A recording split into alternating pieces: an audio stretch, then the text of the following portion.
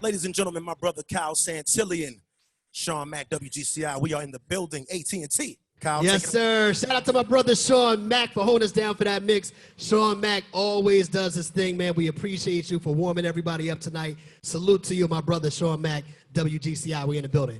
Hey, yo, we appreciate everybody for being here tonight. It's going to be a great night. We have a lot of people watching online right now on Zoom, checking in with us. And we want to invite you to the celebration. Okay, the celebration of World Mental Health Day with coffee, hip hop, and mental health presented by AT&T. I am your host, the 5-footer Kyle Santillian from WGCI, and we're gonna have a good time tonight. All right. What we need to do before we get started, because I know everybody is expecting, and they're waiting to see one particular person, but let me introduce you guys to the entire panel. First and foremost, this is my brother to the left right now, Christopher Lamarck. How you feeling, bro? Man, I feel good. Thanks for coming out tonight, brother. Absolutely, absolutely. Let's go ahead and get comfortable, man. We got a few more panelists here. Yes, sir. Everybody needs to get acquainted with, all right? First and foremost, before we get to the panelists, Christopher Lamarck, man, you are the founder of Coffee, Hip Hop, and Mental Health. You know what I mean? And you're putting this goal on today to kind of normalize therapy. So I want to say thank you for making this event happen, and thank you to AT&T, all right? Very welcome, sir. No Thank question. you. All right, let's move around the room, man. We're all here virtually, but I want to make sure you guys understand who's in the building. This brother is a doctor. He's a therapist, designer, creator, and founder for Real Spaces, a multi-purpose office venue committed to addressing mental health concerns on both the individual and the community levels. We're introducing right now, brother Dr. Fabrice Lubin. What's going on, Doc? It's going great. How you feeling over there? You good? I am excited and thrilled to be here with y'all. That's Safely what's up. distant, Yes, but still right? here. This is, we're virtually distancing ourselves right now, socially distancing because of everything going on. We'll get into that a little bit later on. But right now, let's go ahead and continue on with the panelists. This young lady is a licensed professional counselor, a certified alcohol and drug counselor, and a life coach, okay? She started her own business, Be the Change Therapeutic Services, where she provides psychoeducation on emotional and mental wellness through life coaching, couples mediation, workshops, consultations, interventions, and speaking engagements. She does a lot. She's here representing tonight. Please give it up for Miss Brittany Rogers. What's up, Britt? Hey, how y'all doing? All right, you good to go tonight? You feeling good? Yeah, I'm ready. Okay, cool. Let's keep it going. Our next panelist here, she is a former professional volleyball player turned certified wellness guide and mindfulness strategist, okay? I'm learning some things tonight as well. Kayla supports her clients on their journey of owning their personal story and harnessing its power to bring forth transformation in mind and body. She's here to help us get centered tonight. Please give it up for Miss Kayla Jeter. Hi, everyone. What's up, Kayla? You good? I'm good. If you need to take your deep breath, here is your invitation to do so. Yeah, we getting centered tonight. That's what's up. All right. Now, listen, we all know that we told you all that G. Herbo will be here with us tonight. He will be joining us a little further along in the conversation, so definitely stick around for G. Herbo to contribute to tonight's conversation. But I'm going to start right now with the founder of Coffee, Hip Hop, and Mental Health, my brother Christopher Lamarck. Why did you begin this journey? Why did you found Coffee, Hip Hop, and Mental Health? What is it about?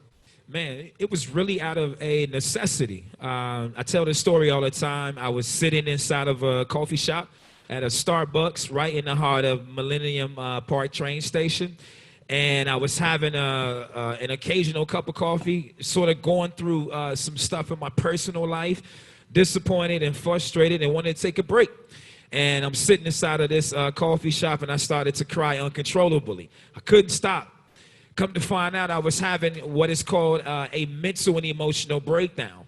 But I would like to call it a mental and emotional breakthrough because it pushed me to go to therapy to finally deal with the unresolved or untreated childhood trauma. And so from there, my therapist was kind of like guiding me through this process. And he said one thing to me that changed my life. He said, Christopher, it is not your fault that you were abused as a child. And in that moment, a huge weight of grief and guilt was lifted.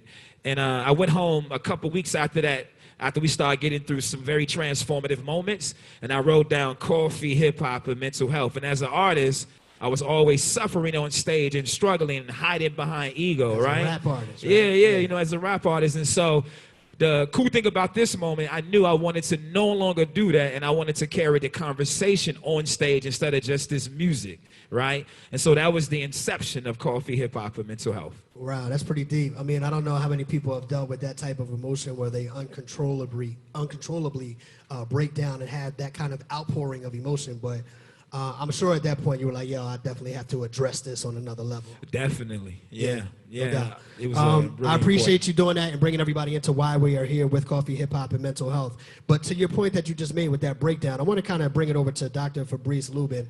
How often, Doc, does somebody come to you and have that type of experience, man? Do we feel like this is maybe an experience that people are dealing with more often that we don't know about? And then by the time it gets to that point, they come to you and they really need to address it and figure out how to get a handle on it?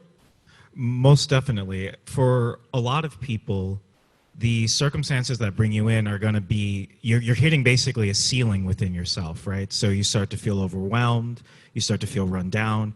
Maybe it's a fight, maybe it's a situation where you got fired from your job or something big, something generally just, it's like your engine in your car blows out. And that's usually the point that people go to seek therapy, is at that level.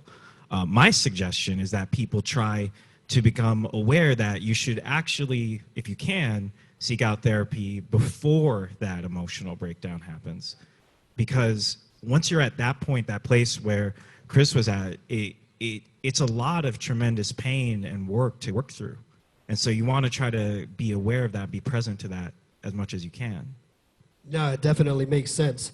And on that note, I kind of want to bring in Brittany here. I mean, what do you think as a therapist and the people that you've been dealing with, what do you think keeps people from actually coming in and dealing with those things earlier on and allowing it to build up and build up and build up until they have that kind of breakdown?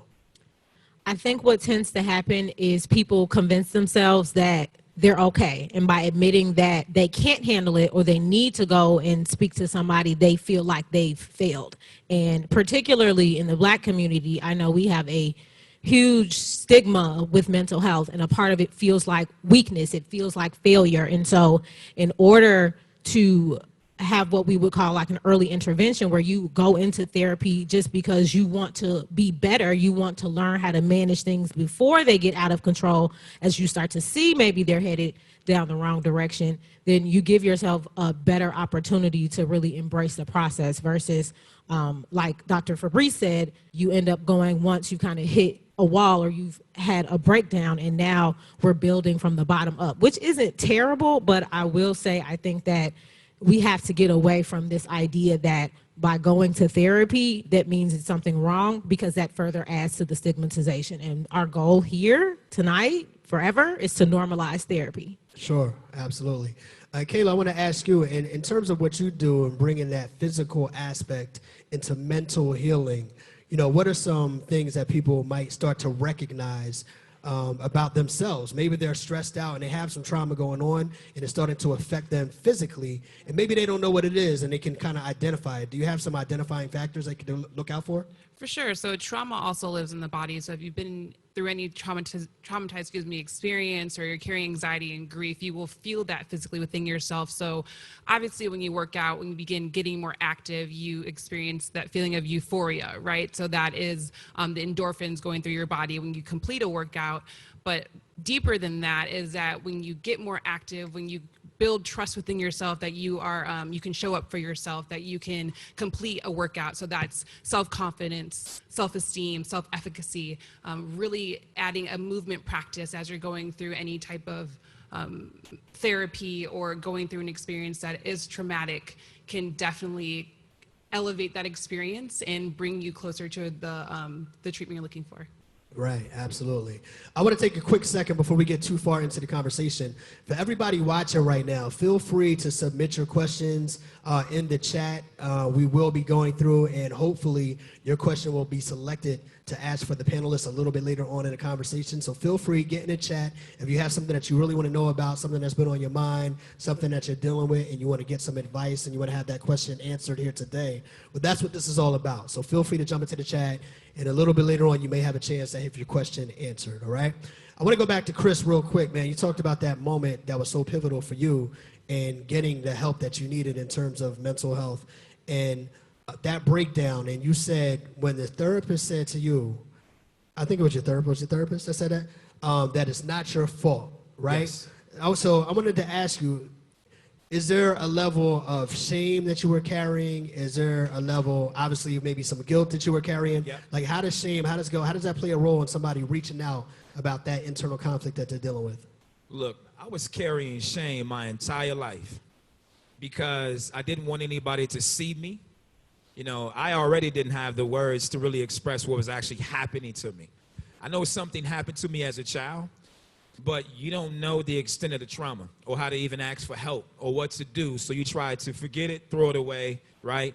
And so I spent my whole life ashamed of how I grew up, not knowing my mom, not knowing my dad, ashamed of going through several bouts of homelessness, right? But also just not really knowing how to relate to people because I also suffered with social anxiety. And it was because I didn't want to be seen. When you went through so much and someone has gone through so much and you don't know how to live and you're just in survival mode, right? For me, I carried that weight of grief, right? Because I didn't have this relationship with my parents. And then on top of that, the shame, because I'm embarrassed about my childhood, embarrassed about all the pain, right? And so I carried that. And so when my therapist said to me that, hey, Chris, it is not your fault, I was able to start releasing and shedding some of that shame so I can actually come out of hiding. Yeah. Is it, just to kind of follow up with that, like, is that, what is the barrier there, like, that keeps you from being able to acknowledge that it's not your fault until that person said it to you? Because my whole life, my aunt was always calling me something harsh. You're a liar. You're a thief. You're a whore. You're a bitch. You're a faggot. You're a nigger. You'll never be anything. You're going to be dead before you're 21. You're abusing me, but you're making me feel like it's my fault. You're torturing me. You're locking me in a dark basement, right? You're isolating me from my sisters, and you're telling me that my mom is dead by pointing into a picture. So it's like you're beating me up with words. But they're reinforcing the fact that you think it's your fault. They're kind of telling you it's your fault. It's the constant bad language, right? And so I started to internalize that, and I believed that it was my fault, right? And so, yeah, I was carrying that because I felt I wasn't worthy. It was my fault. I deserved to be beat. Dr. Fabrice, man, but you know, a lot of people might be carrying around those same feelings and those same stresses and anxieties inside them because of the things they were dealing with in their neighborhoods and in their household. So I want to ask you this question. How would you prepare somebody who's never been to therapy or never dealt with these feelings, but finally got the courage to come and see you? How would you prepare somebody for their first therapy session? So something that I always like to think about is active consent. So if you listen to some of the descriptions and the things that Chris went through, you're looking at somebody who has a significant history of trauma. And they're going to be scared, they're going to feel vulnerable, they may be sharing something that they've never shared with anyone before in their lives. When I was working on the south side of Chicago, I remember even these initial sessions, people would comment that I was the first person to give them direct eye contact. So it was the first time that they felt trust with someone else to share their stories.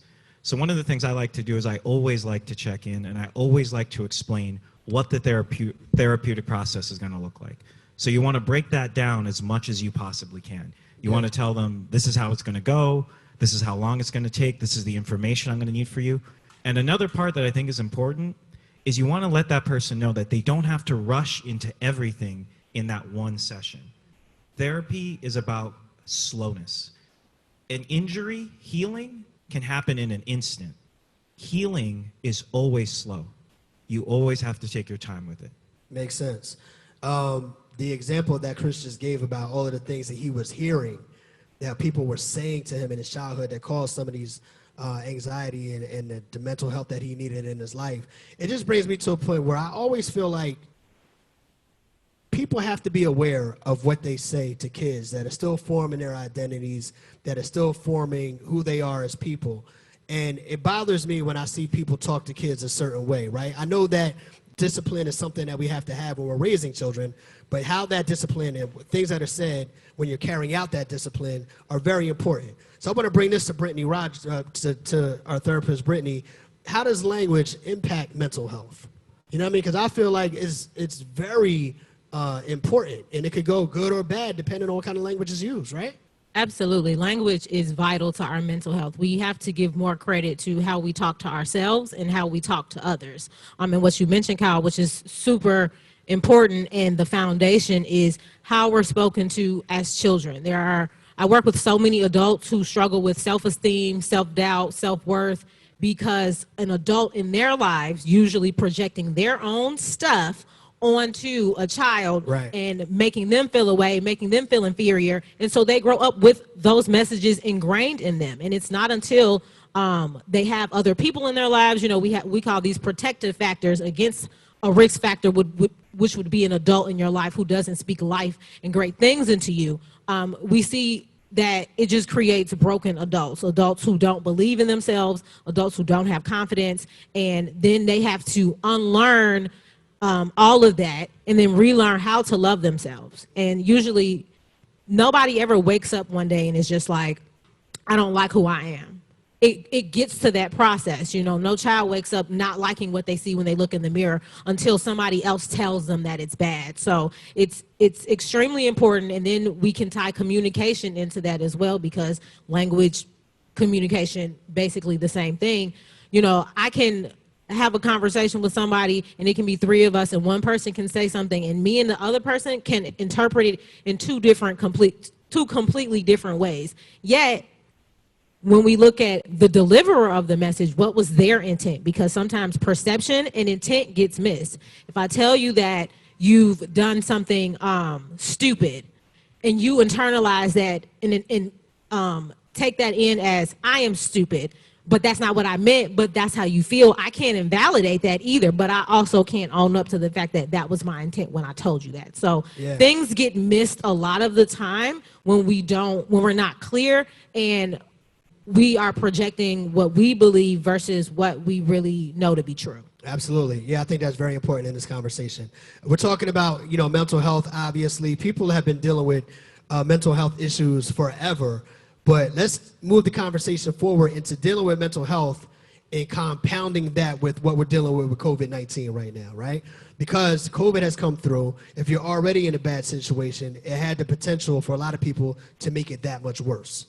You know what I mean? Even if you had an outlet before, maybe you were dealing with whatever is going on in your house, now you can't even go outside, or for a while you couldn't go outside to even get away from that. So let's switch the conversation about how we're affecting and dealing with people in this COVID-19 environment that are dealing with mental health. And Kayla, I want to take it to you because, people are finding new ways to kind of get active despite what's going on in the world today. What some advice would you give someone that is dealing with some mental health issues and trying to find an outlet for it in this COVID-19 environment? Yeah, so there's a lot of resources available right now through whether it's on YouTube or Instagram. There's a lot of trainers, a lot of great thought leaders that are taking to public platforms that are readily accessible. So trainers doing live workouts, free workouts, just making it as accessible as possible. And there's plenty of people to check out. So if you are active on Instagram, look for a certain type of trainer, 10, 15, 20, 30 minutes, any little bit to get your body moving and also get your brain moving could provide that break, that release that you may need. Absolutely. Can I stay with you for a minute, Kayla? Because Absolutely. while we're dealing with COVID-19 and we're talking about some of the things that are affecting people, and I don't want to get into it, but I'd like to ask you because you have a pretty unique story, and I wanted to ask you if you mind sharing your story with everybody that's watching with us right now. Absolutely. I will preface everybody by saying grab a tissue because mine are nearby. Sure. So, and I will... And take your time, of course.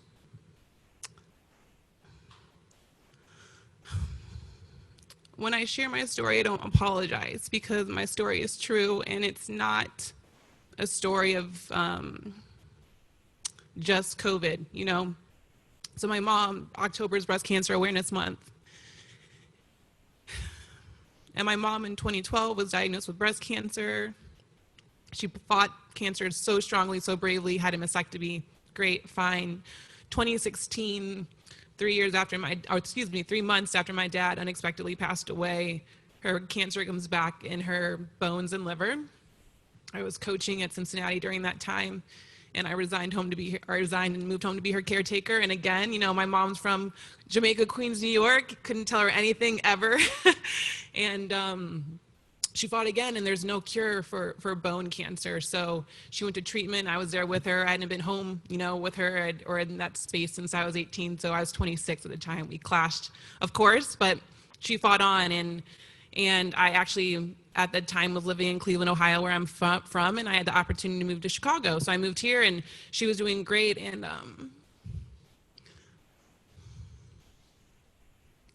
last year, her cancer came back. It spread to her brain, and I moved home for the last time. I was her caregiver for the last 4 months until she passed away last June. I have 3 sisters. And to speak on everything we've shared already around going to see someone for any type of support. It's not help, it's not treatment, it's support to deal with the anxiety, the grief. You know, I was grieving in real time when my mom was still alive because she was in a care facility, and just watching the natural course of death right in front of me was a lot. And I hit my ceiling, my rock bottom during my sister's graduation. You know, I have a younger sister who's 23 now. She graduated from the University of Tennessee, and I was there with family, surrounded physically by support, but so overwhelmed, so just broken down. And for me, that's where, you know, although I've been an athlete my entire life, movement has been my medicine, and the therapy has been my out to just be with my thoughts and see, you know, the thoughts I tell myself, the negativity, the hopelessness. But the motivator through it all is like, I live for my parents every day. Yeah. Thank you for sharing that, first and foremost. We appreciate that. And again, you know, this is one of the reasons why we're here today. You found yourself dealing with real life issues, and therapy is one of those things that help you deal with it. So, our condolences to you, number one, and thank you for taking the time just to share that with everybody watching today. So let's take, you know, everything that you just said, and let's move this convo forward a little bit. I know we have a question from somebody in the chat as well, so I'm going to compound that question with this as well. How can we normalize when people are going through these kind of issues? How can we normalize people going to see therapists? And Latanya is on the chat right now. She also wants to know, what are the different type of therapists, and how do you know what kind of therapist you need? So I want to take that question, and I kind of want to run it around the room. And I'll start with you, Chris, and then we'll go to the doc from there. Well, like the first question, how can we normalize this discussion, right? We have to give people the space to be vulnerable without consequence, you know, without judgment, and without bias, right? It's tough being in the Black and brown community because there aren't many spaces that we can go, like our men, women, and children, to really thrive, and let alone be able to share like your rage, your frustration, your anxiety, like without being mocked or pushed to the side. You don't have time for that, right? That's often the notion in our community. We don't have time for that. You know, we got to survive and get things moving. And so, number one, we have to, you know, start giving people that space and that freedom to talk about their stuff, because the reality is when you're holding all of this weight, all of this shame, right, you're either exploding or imploding. And so I think that's how we start, just giving people the space. Understood. I appreciate that. Doc, what do you say to that?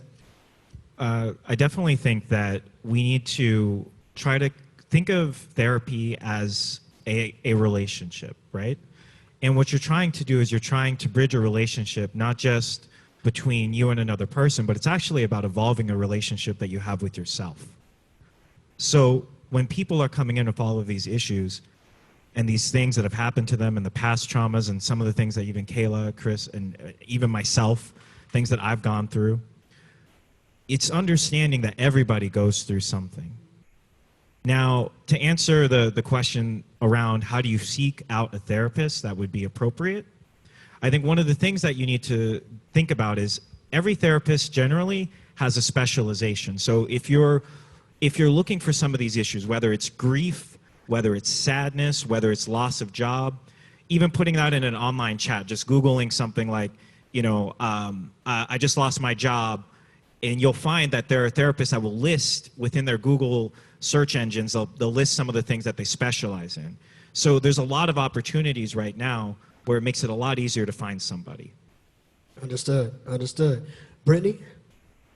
Yeah, I always say that normalizing therapy starts with openly talking about it and not being afraid to share that piece of you with other people. I know I get a lot of shock when people find out that I am a therapist that has a therapist, and when I tell you my therapist changed my life, that would be an understatement. And so I think when we have people that the masses look at as, having it all together, or you appear that way and you tell people, yeah, I go to therapy because I got stuff, that I need to work out and I need to have somebody to talk to about it. And they look at you and they're like, wow, I never would have thought that. It helps to normalize the experience, that this is something that everybody can benefit from, not just the people that you think are hurting because you can visibly see it because of how their life is, but the people who you actually admire, and hearing them talk about how therapy has changed and shaped them. I know that's how I try to do my part. And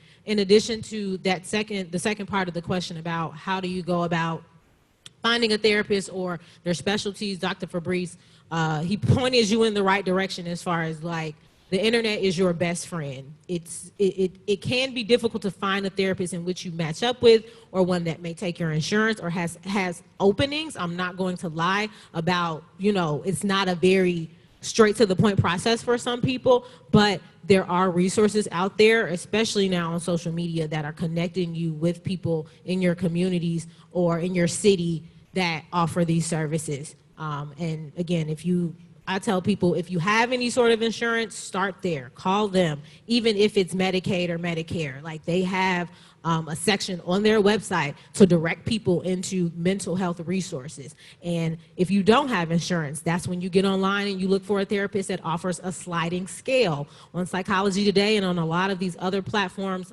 Therapy for Black Girls, Therapy for Black Men, they list a lot of clinicians and what they typically specialize in. Gotcha. Kayla, to you as well. How do you think we can normalize therapy, and what's your advice on people looking for a specific type of therapist? Yeah, to build on everything, that has been said already, it's important to also note that seeking a therapist does not only have to come in moments of hurt or depression or negative emotions. When you're just looking for someone to have a soundboard, to work through issues, to get curious with yourself, as Dr. Fabrice and Brittany had said, it's about building a relationship with yourself and having a better understanding of yourselves, exploring what feelings means on a continuum versus I'm happy and sad. And as far as finding a therapist, internet search specializations, as already been mentioned, is huge. But I know for me, I've just asked friends who they've connected with, and it's kind of like dating. You meet a therapist, you share of yourself that you're comfortable, and you see where a good. Try again. I know you had a little mic. Can you hear me there? Yeah, there you go. So I've just gone and kind of trial and error, just off of recommendation, and I've built a really good relationship with the therapist that I have here in the city. Gotcha. All right, so I'm assuming that all of you all as panelists are comfortable and familiar with therapy, but I would assume that some of the people watching right now may not have ever been to therapy before and are considering getting into therapy. You know what I mean? And looking for that entryway into therapy. So I'm going to ask this question, and I know it may sound a little silly, but I'm going to ask it anyway for somebody that's never been in that room. What is a therapy session like? Right? All we see is what we see. If you've never been, we watch movies, we see TV shows, you walk in the room, you lay down on the couch, the guy says, tell me about your day. You know what I mean? And then you have that give and take where they're trying to get you to talk and the person's not talking. Yeah, for everybody in here, what is a therapy session like? And I'm asking that genuinely because I have never been to one. What is the therapy session like? I'll start with you, Chris. You know what? It was actually pretty weird at first. Because I had never been in that space where I'm about to be completely vulnerable to a stranger. And The therapy session is almost like the guy is, it's like leading you to yourself, right? It's he's introducing himself, he's giving you information about how the process would go, right? And he's teaching me how he would guide me through this process, but it's always questions. Like he's asking me a constant questions. How do you feel about this? Well, why did you do that, right? And so no one talks to me like that on a regular basis, right? And so it makes me feel like I'm being held accountable and making me think about why I am actually doing the things that I'm doing. Okay. And so that's how it's like for me. Okay. Anybody else want to jump in on that one? I'd like to. Sure. What you got, Doc? Intense, I think, is the first word I would use.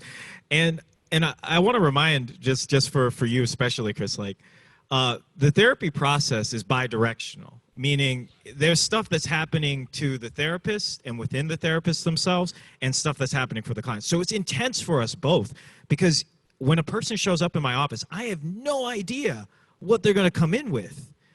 And so intense is definitely, I think, part of that. Now, the whole goal of therapy, I think, is similar to like a microphone or a loudspeaker. The goal of therapy to me is not to control what another person thinks or feels, but ultimately to try to get them to hear themselves more clearly and to be able to sort through some of the things that have happened in their past, happened in their biology, and try to create a situation where they can see as clearly as possible what they're feeling, what their truth is. Okay, that makes sense. Anybody else want to add to that? Yeah, I'll Sure. throw something in. So therapy the way it starts isn't always how it continues to look. So in that first session, you usually have what's called an assessment or an intake, where it is the therapist asking most of the questions because we have to collect a lot of background information from you. We're asking questions about your physical history, your mental history, your sexual history. You know, we kind of dig in a bunch of different places, your trauma, but only to the extent in which you're comfortable sharing in that very first session. Now, I have some people who come in and they're like, I'm just trying to get ahead of things not going the right way. So I started going. And then you have people who, again, like they are coming to you in maybe the lowest point of their life. So they get into that session. And as a therapist, you may have questions that you want to ask and they sit and they break down and they spill it all.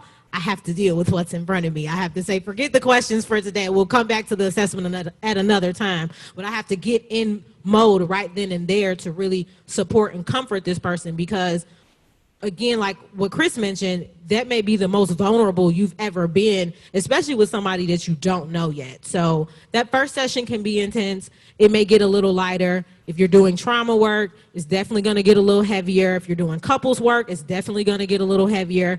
But the goal is for me to work myself out of a job where you don't need me anymore. And you get to a point where everything that we're learning and applying, you feel like you're benefiting and progressing from. But I tell people not to look too deeply into what it looks like. Because I've had clients who are like, I feel like because everything's virtual now. So some of my clients I talk to on the phone and they're like, I feel like I just talked to you like one of my friends. And I'm like, that's kind of the gist. I just give you different perspectives and I just challenge you in different ways that maybe they haven't thought to. And I'm just a little more unbiased than them. But I want you to be that comfortable. But let me jump in really quick right here because then how do you draw that line between I'm your doctor, I'm your therapist versus actually being that person's friend? Like you want them to be comfortable enough to talk to you as a friend, but there still has to be a line drawn or the space, you know what I mean, to respect the professional aspect of what's happening here. Yeah, so boundaries are very important. And again, you don't have to go out of your way to say, hey, I'm not your friend, because that also can be damaging to the therapeutic relationship. It's kind of something that you don't really have to say until you start to maybe see a client overstep. But most people come into the situation with an understanding that this is a professional relationship of some sort. You know, it's not going to necessarily be, I think what sets me apart is like in counseling programs or in social work programs, they'll tell you as a therapist to limit the amount of self-disclosure that you have. What makes me non-traditional is I definitely self-disclose when I see fit and necessary because I think it allows the client to connect with me more. Right. And it makes me more relatable. It helps them to understand that I get it, that I've had my own experiences that have put me in the position to be able to give whatever feedback that I'm giving.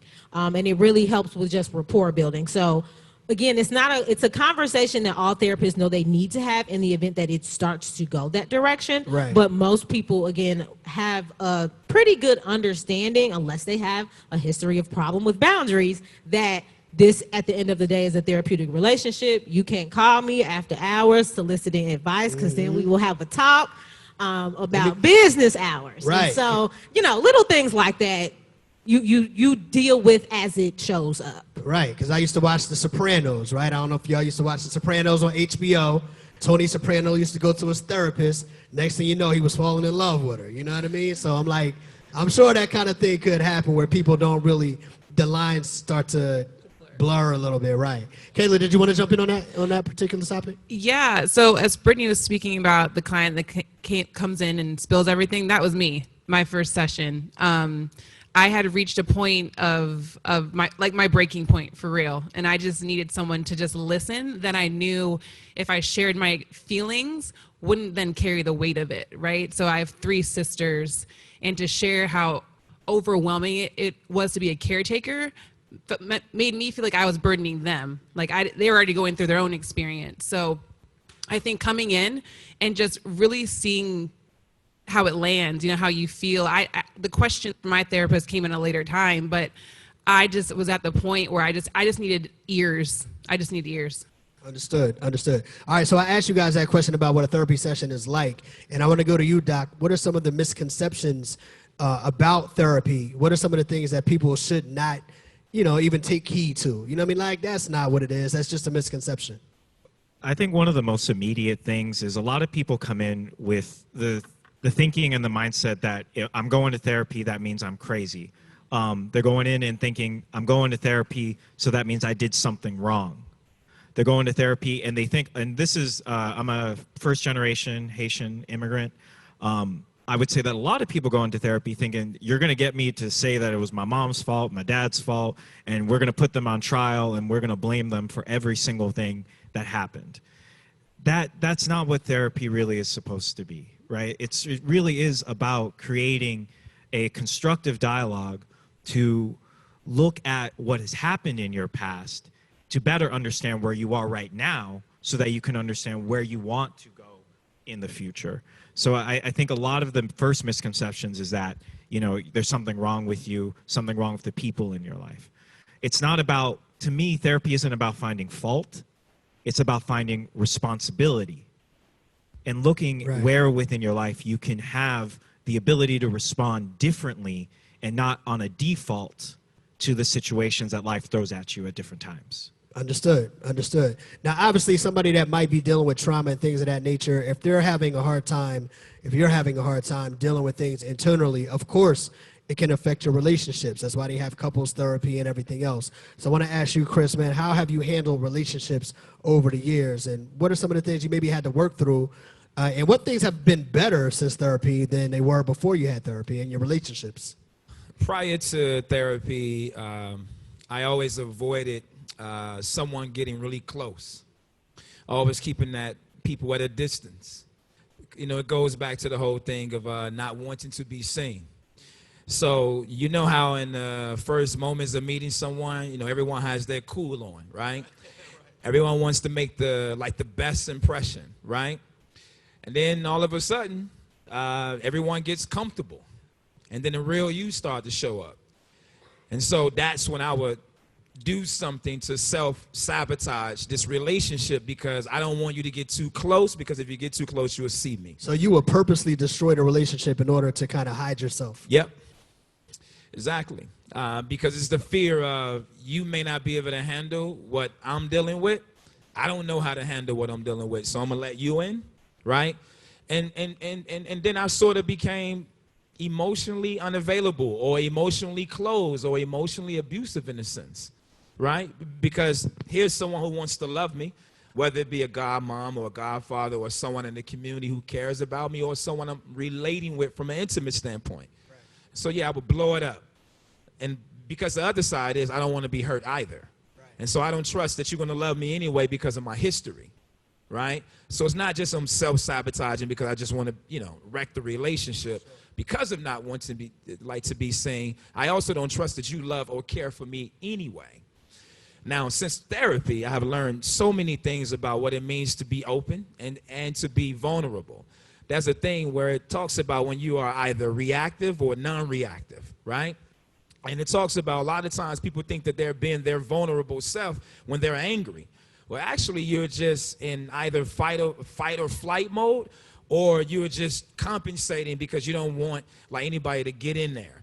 And so you're yelling, you're being angry. So it's all surface behavior. And so I learned how to to flow more from who I am, learning how to be more present, to enjoy the relationships since I started therapy, right? I started to learn more about Christopher. I started to love Christopher a little bit more. So the more I started to love and appreciate Christopher, I wanted to really bring people in, right? And the other thing I learned was boundaries. What are my own boundaries and what are someone else's, and how can I respect those? That's deep, man. That's definitely deep, because a lot of times people don't think about the domino effect, so to speak. It ain't just you. Now it's you and who is in your household. It's you and who you're dealing with at work. It's you who you're dealing with in the street and things of that nature. Exactly. Yep. Yeah. Shout out to everybody that's watching right now. Just want to keep reminding you guys to come to the chat. You know, put your question in the chat. There's a chance your question could be answered. If I'm not mistaken, I think we have a question in the chat right now we're going to jump to. Also, don't forget, G Herbo will be joining this conversation, so don't go anywhere. We have not forgot about G Herbo. He will be joining us shortly, okay? Let me get to Zoe's question. What are some coping mechanisms you have to deal with when you're dealing with your mental health? Is that how she called it? What are some of your coping mechanisms that you have dealing with mental health? Who would like to jump in on this? Let's go to you, Kayla. So this is something I'm working through, to be entirely transparent. When I have high levels of anxiety, I stay really busy. I am a high performing depressive at times, especially when I was going through with my mom. And so what I've been working through is like, okay, Kayla, when you see yourself filling up your schedule, when you see yourself running around all the time, like that's an indicator that you need to sit. You need to sit still and try to figure out what you're running from physically, but also mentally, and letting whatever feelings, maybe feelings of fear or unsure thoughts, just let them settle and work through them first through journaling. I'm a big journaler. Just seeing my thoughts that I tell myself has been really, really helpful for me. And then exploring that further with my therapist. Absolutely. And I know I lightly was joking about it when we first came on, but even just touch on that whole centering yourself situation. I'm sure in some ways that can be a coping mechanism.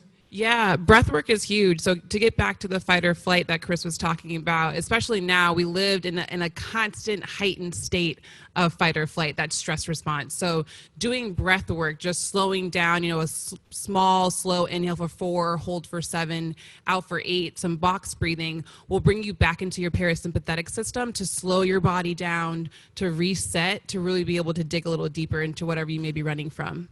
Absolutely. Appreciate that question and those answers as well, all right? Once again, don't forget G Herbo joining us momentarily. We appreciate everybody that's locked in with us on the Zoom. Appreciate AT&T for making this thing happen as well. Is that my brother right there? Is he ready to join the conversation? What's going up, on, bro? man?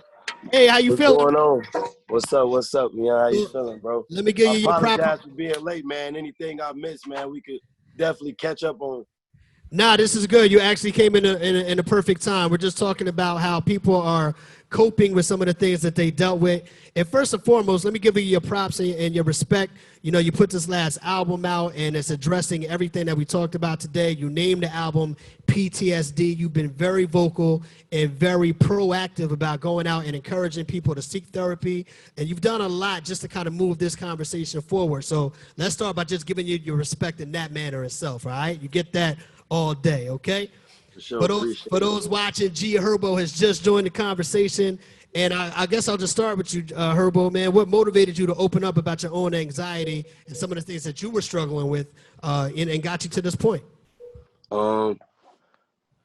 What motivated me, to be honest, man, was actually getting to this point in my life, and everything that I've been through, all the adversity I overcame, and dealing with it head on, like actually not even really feeling like nothing was wrong with me or ever really complaining about my situation too much besides with myself or the person that I choose to, vent to. I never really took my life problems out on anybody but myself. And I always felt like maneuvering through my journey, I was okay when I really wasn't. And I believe in, nothing is a coincidence. I'm a cause and effect kind of guy, So it's like everything that I've been through is the reason why I behave a certain way, the reason why I talk a certain way, why I think a certain way, because everything always cause and effect with me or with anything in the world, So I think it was really that and me actually getting to this point in my life and having success, because being a person, a celebrity, a person with status, they feel like we kind of immortal or not human, And really with helping myself, I just felt the need to help others because I got other people like myself, other people who I love, friends, family members, other loved ones, who been through a lot of the same, situations, or if not even worse things that I've been through that really felt like they were normal. So, me being open and vulnerable about, my mental stability and going to seek help and wanting other people to seek help, not even just going to therapy, but just acknowledging the situation, basically what I'm saying. Like, yeah, everybody go through, trauma. Everybody has felt some type of trauma on some kind of level in their life. And it's not for, no reason. It's for a greater destiny, And everybody's situation different. You would always think like your situation is crazy until you meet somebody else whose situation is much crazier, So I just think with this journey, this thing that we got called life, we just supposed to take it for what it is, man, and lean towards our fears, lean towards the adversity and get where you need to be in life. So that's why I did it. absolutely. We were talking earlier in the conversation before you joined us. I mean, Chris shared what was his quote unquote breaking point. You know what I mean? That point when he was like, yo, this is maybe, for lack of a better term, rock bottom. Like, this is it. What I know there might have been a lot of things that built up your need to address the mental health issues, but was there one thing that was like that turning point for you? And he's like, yo, you know what? I can't go any further until I go talk to somebody about this. It actually happened naturally. And I would say my breaking point was in 2018 when I got arrested. I got arrested on that weapons charge, man. Of course, you know about it. And it was me opening up with, my lawyer and just being honest with myself. It's not a matter of having a weapon on me. Did I not have a weapon on me? It's a matter of why. I seen my first murder at 9 years old. I was shot at 16. I experienced trauma on so many levels that we tend to just normalize and just act like it didn't happen or sweep under a rug. And if you open up about some of these things, or even just, on the other way around, a police officer, a judge, a district attorney, had experienced life or some of the things on so much, or trauma on so many different levels, you would behave a certain way too. So it's not a matter of me really going out and trying to hurt nobody or nothing like that. I just told my lawyer, I was completely honest about my situation. Like, I ain't never really left out the house since I was 15 years old and not been in fear of my life or not feel like I needed to have a weapon on me or some type of insurance to just ensure my safety, that I go home to my mother, my father, my little sister, my grandmother every night, And it was normal to me. I didn't think it was nothing wrong with that. I just thought those were the shoes that I had to walk in. I didn't complain about it. I maybe opened up through my music because that was a form of therapy for me, And I was a person of status. I was Herbo. I'm not even supposed to be living my life like this, but I had to. I never really complained about it, and I normalized it, And it was something wrong with that. I needed to go seek help for myself. No doubt. Herbo said something important, man. He said he felt like the things that he was dealing with in his trauma and his upbringing were normal until you get to a point where maybe you go seek therapy and you find out that this is not normal. And I want to bring this to you, Brittany, because we had a conversation before this started about dealing with people that are of a younger demographic, you know what I mean, that might be dealing with some of the things that Herbo was talking about. How do we get them to see that this is not necessarily normal and get them to open up and come speak about it? So trauma tends to be in the eye of the beholder. So two people can experience the exact same thing, and it can really have effects for one of them and then not have any effects for the other person. And a lot of what shapes this is environment. So we say you cannot heal in the same environment in which you got sick in. So if I'm continuously in an area where gang violence, violence in general, violence within the family is normal, then I'm going to grow up to believe that that is the case until I am removed from that environment and I am shown differently. And then even once you're removed from the environment, it takes a lot of adjusting. For a lot of people, it's a culture shock. Like, I can't believe that people walk around and they don't have guns on them. How do they protect themselves? And for other people, it may come off as paranoia, but this is what has shaped these people's experiences to get in this position. So I think by us discussing, continuing to normalize just the conversation, we're showing the younger generations that there is an outlet for this. Parts of this isn't normal. I think rappers like G Herbo, Lil Baby, who are speaking up in their music to let them know this is what I've been through, but this is not where I saw my life continuing, and things can be different for you too. It, in a sense, keeps them inspired that there is more to life, and it's okay to confront the fact that you're dealing with some stuff based on where you grew up. I think I want to touch on two things that you said that I think are very important, and maybe some other people could jump in on. One was the fact that you said you can't heal yourself in the place that you were hurt in, right? And secondly, the fact that when you move from one environment to another, then you realize, wait, what I was dealing with over here, maybe that's not the way. My personal experience in that conversation is, at the time I was living in North Carolina, I had a younger cousin who was dealing with some of the things we're talking about right now in West Philadelphia, and, you know, hood environment, all of that. And I decided to move her with me just to make sure that she graduated high school. You understand what I'm saying? But the point that I'm getting to is when she moved to the high school where I had her going to school at, it was more of a suburban type school. And she came home like the first day and was like, yo, I didn't feel comfortable at school today. And I was like, why? What happened? She was like, well, there was no metal detectors. And I was like, that's why you don't, that's not normal that you have to go to school, or you had to go to school all your life going into a school with metal detectors. Like, and I think that was her first time seeing that the things that she may have been experiencing is not what everybody around the world is experiencing. It's not necessarily, you know, the things that everybody is dealing with. And I think that's a very important part of the conversation, because now that leads to exposure. How do you expose people to different things? Well, you know, it's interesting because I grew up in the heart of Inglewood. So when you see the logo, like you see 6453. So I grew up on 6453 South Hermitage. And I remember being pushed out of that home because I started to fight my auntie back. And so after surviving on the streets just a little bit, I was shipped out to live with my cousins in Hoffman Estates. And so I started going to James B. Conant. And so instantly, I'm coming from an all-black neighborhood. Basketball and football and baseball are the only sports. Now I go into this school, everyone's white, and they're non-black. They driving like drop-top Miatas. I'm now a latchkey kid, right? Because I'm living in a condo with my cousins, and they work from 6 a.m. to 12 at night, right? And now I'm wearing clothes, and I'm being treated well. And I can't handle being at this school because they're playing hacky sack. They got off-campus lunch. Like, the lunch lines are now 5 lunch lines, right? And I started skipping school because I couldn't handle that, because I was so used to being this abused and neglected kid. And then also my experience going to Hyper High School at the time, it was dark. Everyone was fighting, gang banging. It was all type of chaos in the heart of Inglewood. And then I got moved to what you would think would be a better environment for me.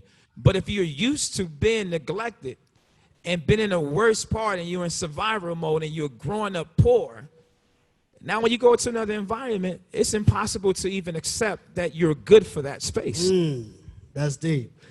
Herbo, I want to ask you, bro, like, since you've come out and you've been open about going to therapy, and we're talking about the transition right now, you know, in the middle of this conversation, how has the mental health, you know, being involved in that space, how does that help you transition into the person that you are now? And what things are you experiencing now that you may not have experienced if you had never started dealing with the mental health aspect? I think really everything, like Nina said earlier, it's all within the eye of the beholder. I think really therapy only was, you know, helpful for me because I always had a strong will and a strong mindset to already accept my environment.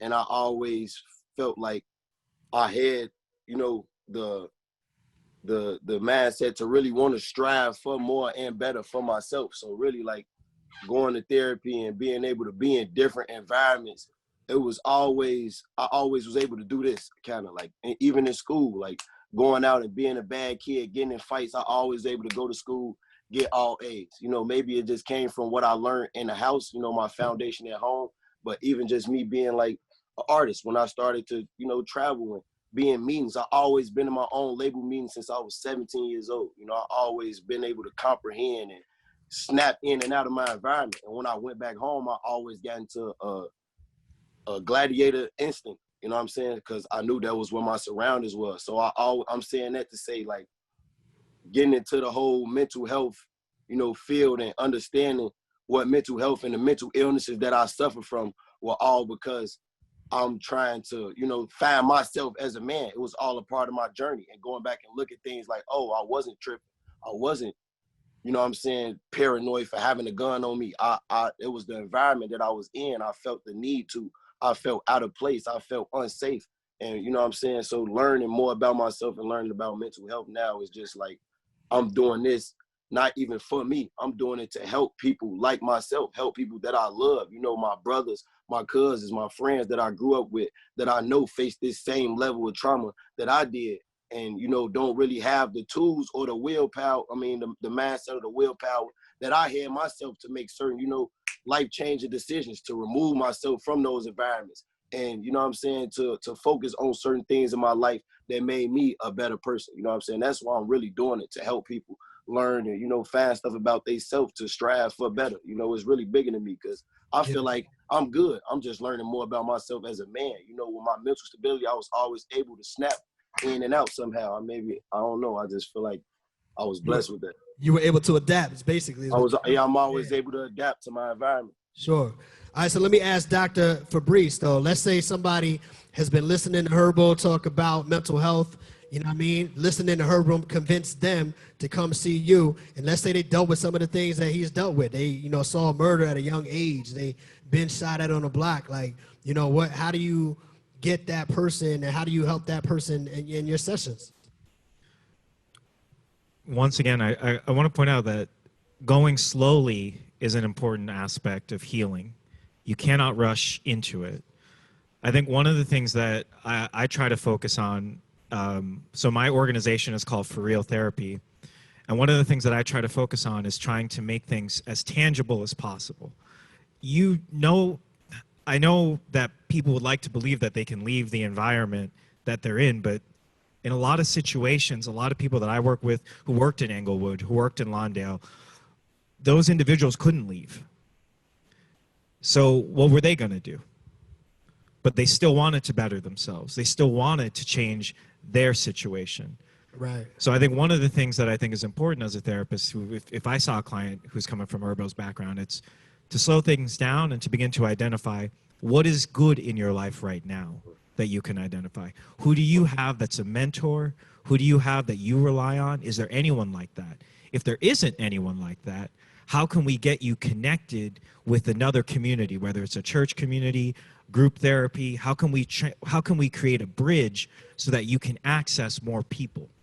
Because therapy is not a individual problem, it's a communal one. Right. Yeah. No doubt. And I agree with that. Not even to cut anybody off. I agree with what he just said 100%. Because like I said, I've been an artist and able to travel the world since I was 17, 18 years old. So I started to see that people in other places weren't living like us. I only had to snap back to a gladiator mindset when I got back to Chicago.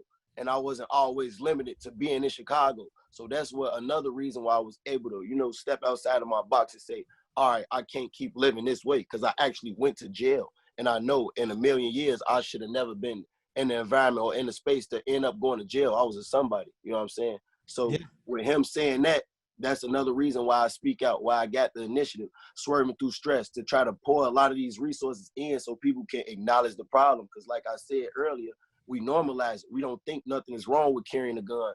We don't think nothing is wrong with this continuous cycle, or nothing wrong with the stigma of just not being able to express our feelings, being able to grieve after people die. And we see people die 365 days a year. You know what I'm saying? Yeah.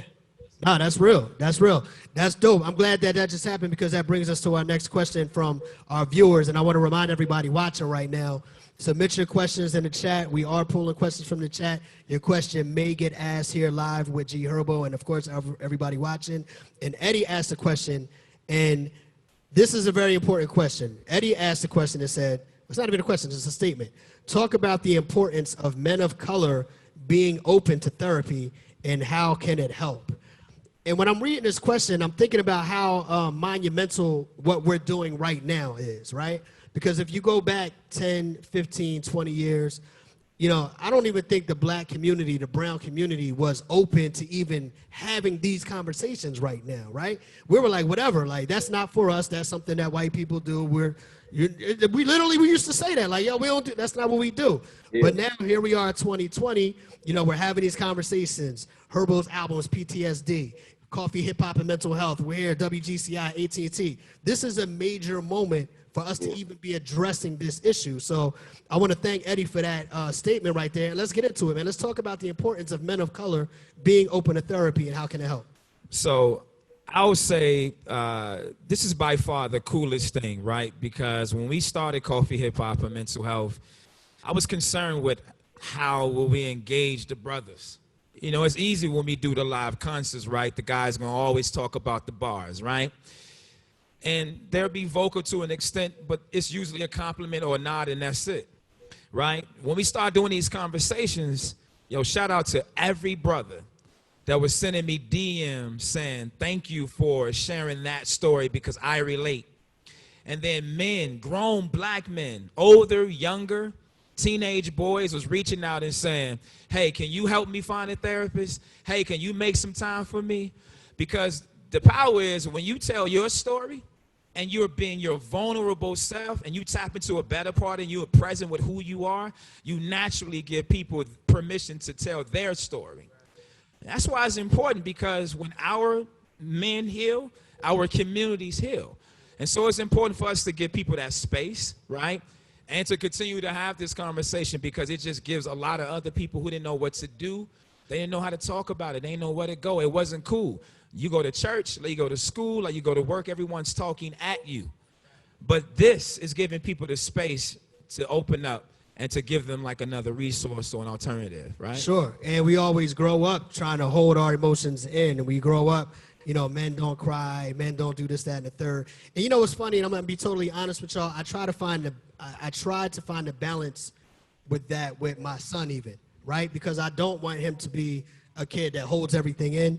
You know what I mean? But I do at the same time want him to be strong and, you know, things of that nature, right? So we're in this space now where we're trying to find that balance, and we're trying to create space for, you know, men to grow up and have the ability to express themselves with mental health.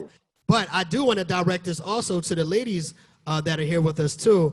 And I'll go to you, Kayla, because, you know, as ladies, and maybe you have men in your lives, you know, how important is it that your man is taking advantage of mental health and therapy? I'll start with Kayla. Yeah, sorry, I just took a moment just to think really quickly. Okay, no problem. So I have 3 sisters, right? And so my dad was the only male in our household. And I've gotten to know him better in his death than when he was alive. And it's really made me think, you know, how many times as being a father, being a black father of 4 girls, including myself, did he not know how to show up because he was never raised to really stand in his voice? And I really often wonder how our relationship would be if he had any resources, tools, felt comfortable, had the space to speak to how he felt he could be comfortable in his own skin. And, you know, I'm going to take it a step further and invite the same for Black women. Because I think about my mom and the role I've played in my life and the spaces that we have. Obviously, I think Black women are also the rock and supposed to keep it all together and never be weak. And there's something to be said for both sides. And creating this space and having this conversation and empowering men to step into their feelings, I think also invites women to do the same. Okay, Brittany? Yeah, so number one, if a man tells me that he can't get into therapy or he doesn't believe in it, it's a wrap. But no, but because it's really important, I think that that's a red flag. Because why wouldn't you not? Like, why wouldn't you? But anyway, I really want to touch on what Kayla said, because I do believe I've had a similar experience with my father, who, you know, is still alive, but in a sense where he was in my life, he was around, but was he ever vulnerable with me? No. Do I ever feel like I really knew him and the things that shape him? Not really. And I was talking to Dr. Fabrice about this before we started, is the idea that systemically men and women have been set up to be opposites that cannot coexist in a very good way because of how we were brought up to learn about emotions. Women are typically taught to be very in tune with them, while men are taught to suppress them. And so how do we grow together and learn to trust each other and love each other if we have to constantly go against the barrier of, like, I can't get this man to open up, I can't get him to be vulnerable? And then a part of what I feel like women and Black women, our responsibility is to be able to, number one, provide a safe space for them to do that, because we want them to do that, and not being conscious of not throwing it back in their face, because that is what I hear from a lot of Black men about why they have a difficult time opening up, especially with women, is because the moment she gets upset, she throws, it back in my face. And we cannot do that, because essentially somebody just posted, we need each other. We do, and we have to find a better way of connecting. But in order for us to get Black men to head in that direction, we have to let them know that it is okay. We're not going to think any less of them, because I think that Black men get caught up in preserving their masculinity by limiting their ability to be emotional, and they can coexist. Yeah. No, those are all great answers. Definitely great answers. I want to bring this back to you, Herbo. We have another question from Dynasty, and she wants to know, how did you go about finding and searching for your particular therapist?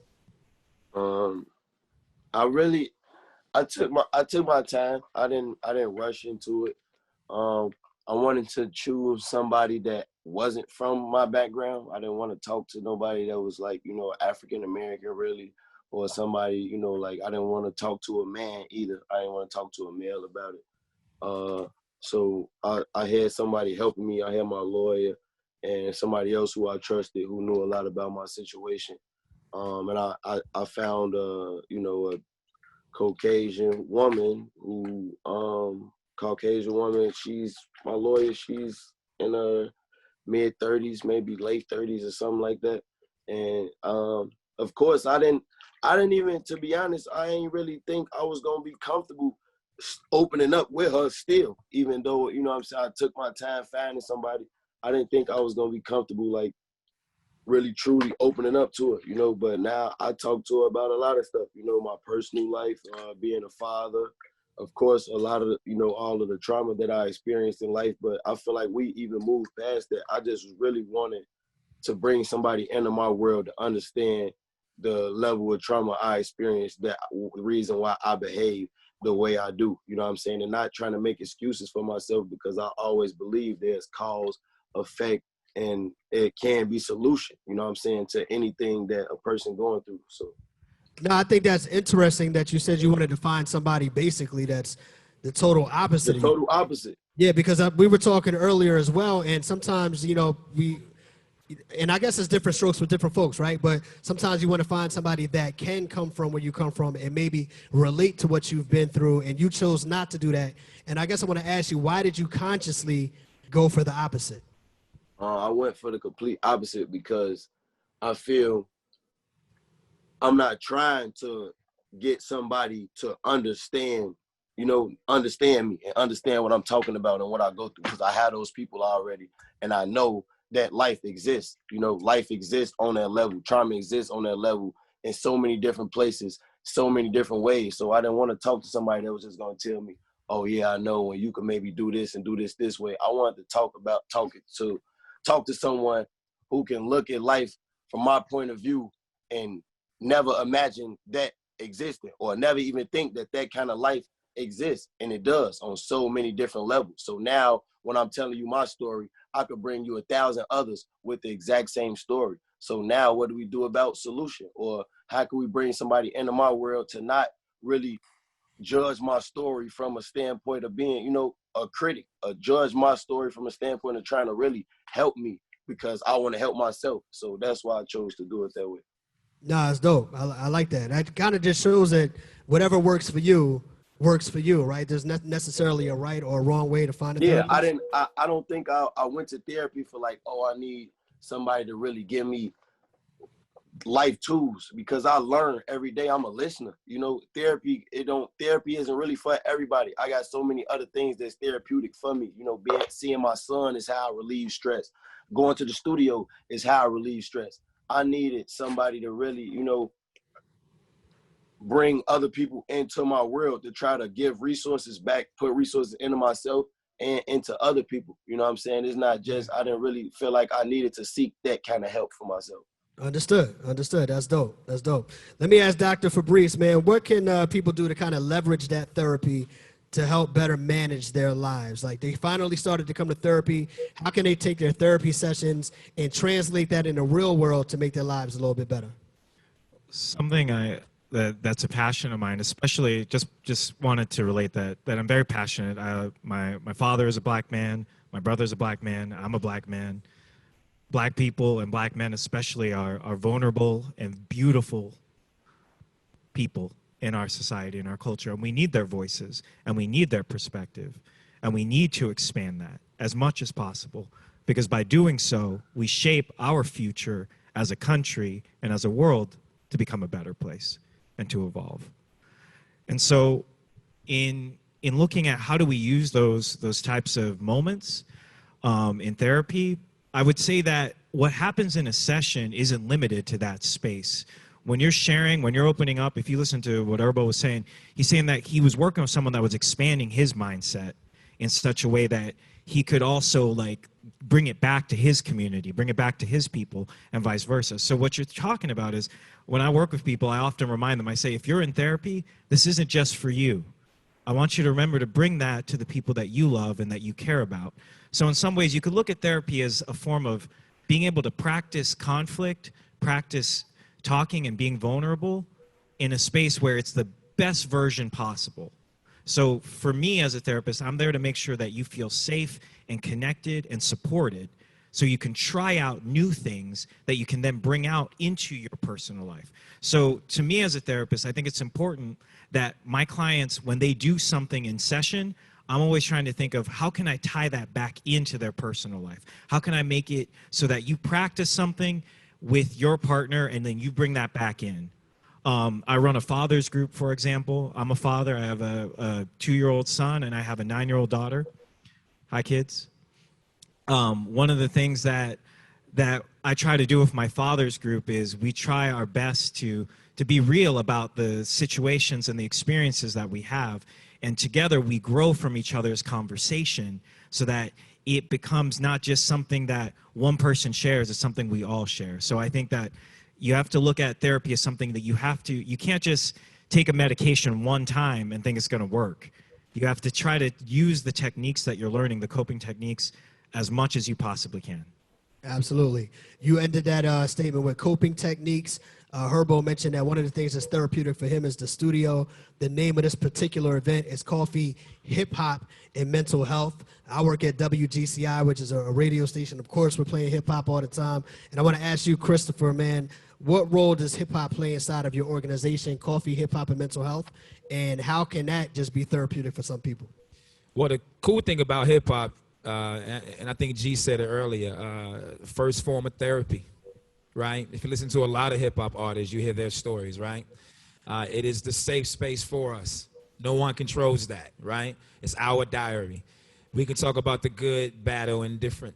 But as it relates to this organization, we wanted to find a way to bridge the gap between the community and the mental health space, right? So what's cool about showing up to an event and like your favorite DJ is playing your favorite soundtrack. And so the cool thing about the music, what it does is it calms you, and it gets you ready, you know, for this tough conversation, right? And so it was cool having Sean Mack play everybody's favorite record, because it puts you in that space of ease. Everybody can vibe out for a moment. And the thing about music is so important because it brings every community together, right? And so you think about hip-hop is the #1 genre in the world. And it's the one that bridges the gap with the entire world. And that's why it's important to this organization. Yeah, no, I think that's very pivotal just in our community. And, you know, like Herbo and maybe a bunch of other artists, I think that's why there are so many people rapping from our communities, right? You get an opportunity to say what you feel, whether you're writing it down on paper, whether you're recording it in the studio, whether you're saying it to the audience, whatever that may be, you're getting it off your chest, right? You're putting it out there, and it's some form of relief for the things that you've been dealing with, good, bad, or whatever. I don't know what you're talking about. You know what I mean? That's all coming from whatever's inside of you. And Herbo, I would ask you, would you agree with that statement? And is that something that you see is consistent? I definitely agree with that. I feel everybody have to do it in some kind of form. And a lot of times for me, it could be so many different ways. It could be a lot of times I feel I can't communicate a certain thing a certain way to a person, or just to get it out. I go to the studio and just say it that way. I communicate it that way. 2, it's a way for me to really like vent and grieve when I can't open up about certain things, or just, you know, when it's that form of therapy. And 3, it could be a way for, like, when people not even a way, when people box things in, they tend to automatically explode because, oh, I went through this, I've been through this, and you hold it in. And then another situation come about that's similar, you explode. And it's like, oh no, I did this because I've been through this, and this. And you know what I'm saying? People don't know that they can't talk to you a certain way, or, you know what I'm saying, can't handle you a certain way. So even if it's not just going to the studio, it's just really kind of helping people understand you. Because when I meet people, I always, it's like day and night with me, because I don't really I don't open up. I don't let people, you know, get to know me too much, because I had a history of people trying to take advantage or manipulate that, because I will open up. So any people that I do, I will communicate every little detail to you about my life, kind of, or trauma, or just things that I go through or have been through on a day-to-day basis, so you can understand how I function and how to handle me and how I behave and why I do certain things. So even if I'm not in the same environment as you can know what I'm capable of doing. You know what I'm saying? So it's like, I do that. I always do that. I open up to people so you can understand me, so I don't really have to explain certain things. So I don't have to blow up about certain things where you already understand how to handle me a certain way. Yeah, no doubt. Everybody needs those outlets. And I'm going to bring this back to Kayla, because, you know, we were talking earlier, and your outlet, from what we understand and you were explaining, has been physical therapy, has been sports, has been being active. You know what I mean? And what are some of your feelings in terms of using that physicality as an outlet to kind of get some of that stress, you know, off your chest? Yeah, working out, especially just being active, because whatever your goal is, it doesn't necessarily need to be running a marathon or getting super strong, but having that physical release, time to get out and just be with yourself, can be super therapeutic. As I shared in my experience, I do a lot of strength training, performance training. And for me, I've always called it like my therapy. I'm going to the lab to just go on autopilot. And it's been a space for me that I know I can control. You know, there's so much around me out of my control. There's so much happening that when I check into my workout, when I make time, schedule time for myself, I'm making a commitment to myself, I'm showing up for myself, and I can control the outcome of it. So physical therapy, whether it's strength training, running, walking, yoga, super therapeutic, quiet time to just sit and just unpack, can be really powerful. Yeah, and I think it's definitely important, because, you know, we're talking about mental health, and it's all connected to your physical health. I know I feel better mentally when I'm in a gym. You know, COVID came through and shut that down for a lot of people for a while, but it's all definitely connected. You know what I mean? So when you guys are doing therapy sessions, and Brittany, I'll bring this to you, are there things that you guys incorporate? Are there physical things that people incorporate, or you try to get them to do when you encourage them inside of your sessions? Absolutely. One thing we know is that physical movement increases the two neurotransmitters that help you feel happy and, not depressed or less anxious, and that's serotonin and dopamine. And so they're your happy neurotransmitters, and you want people to be able to create more of them. That is why most of the time when it comes to, somebody coming to therapy for like a type of depression or a type of anxiety, is before we jump the gun and we go to medication, we look at lifestyle changes. And a part of lifestyle changes may mean getting you incorporating more movement into your day-to-day. Now, I know a lot of people who've dealt with depression are like, I'm depressed, the last thing I want to do is work out. Working out doesn't have to be this strenuous process where we make it seem like it is a chore. Getting up and going outside for a walk, getting some fresh air, those things can do more for you than you imagine. And I think that by incorporating them on a daily basis, it just helps you get closer and closer to your overall goal, which is to feel good overall. No doubt. Absolutely appreciate that. Once again, everybody watching, we definitely appreciate y'all. Of course, we're all talking here, but you have an opportunity to join in on the conversation. Just submit your questions or your statements in the chat, and you have an opportunity for us to bring it up. And I want to bring up right now one that, all right, there's no name on this one, but the question is, what's the next step if therapy has been given since you've been 5 to 24 years old? If you're in that age range, what's the next step? You've been doing self-healing through other outlets. So obviously, we talked earlier about starting slow. Maybe this person feels like they've been doing certain things. What's the next level? Yeah. You know what? Let me take this to Dr. Fabrice.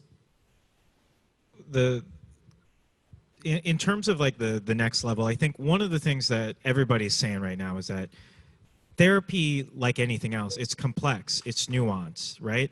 It's really about understanding for you what is healthy for you. I like to kind of look at people as plants, right? And on some level, every plant is different. If you put like an orchid, if you put it in a desert, it's not going to grow. And if you yell at the orchid, that's not going to make it grow. And if you like say to the orchid, hey, yo, orchid, how come you ain't growing like the cactus over there? How come you can't be like cactus? Cactus got a family. It's doing well, right? That's not going to make it grow either. So what you try to do is you try to look and identify what are the things that do not work for you. What are the things that move you away from the place that you actually want to go, from the place you want to be? And how do you begin to reduce those behaviors? And how do you move towards doing the behaviors that support where you want to be, to envision where you want to be? So I think that first step is just kind of beginning to slow yourself down and understanding within your context, what is healthy for me? What is unhealthy for me? Once you start to begin to address that, a lot of your life begins to expand, because then you can start to move towards what works for you. I like that. Can I add on to that? Absolutely. Kyle? Go ahead. So, did you say that the person said that the age range was from 5 to 24, that they feel like they've been in some type of therapy or therapeutic space? So one thing I've worked with people who have dealt with lifelong severe mental illness, and to know that you've been through a chunk of time where you are not in a space in which you've maybe taken something from it or you don't see progress, I would personally want to challenge you to think about what is your definition of progress and healing. Because sometimes people go to therapy and they think that it's a quick fix. And what I tell clients is, and most therapists are familiar with this, is that we don't work harder than anybody in the session, because you're here to do the work. So are you doing what's necessary outside of your sessions, or are you just showing up weekly, venting and not really applying things? And that's not to, shade the person who made the comment, but we want to really look internally about what is it that I'm battling? What does the research say about best case scenario? Because let's say you're dealing with something like borderline personality disorder. We know that dialectical behavioral therapy is the best case of action. But if you've been spending 10 years in therapy and nobody has done DBT with you, yes, you wouldn't be progressing. Yes, things wouldn't be getting better, because that's not the modality that is probably the most likely to fit you. So there are so many different factors, but I don't want it to seem like there is a higher step than therapy. Now, yes, there are certain levels of care when it comes to getting mental health help. There is residential, there is hospitalization, there is outpatient, there is partial hospitalization. But you should have a treatment team if you've dealt with a diagnosis that's carried, you know, a lot of symptoms and a lot of overwhelming experiences for you over the years. That treatment team should be collaboratively working together to figure out what is missing from the picture. No, that was very informative. So hopefully they heard that and, you know, maybe have to pivot from here and figure out what's next for them in that situation. I want to bring this back to Herbo really quick. Once again, his latest album is entitled PTSD. On the actual song PTSD, you had guests on there, Chance the Rapper, you had Juice WRLD on the song, and unfortunately we lost Juice WRLD, which brings me to this next question that KC is asking in the chat.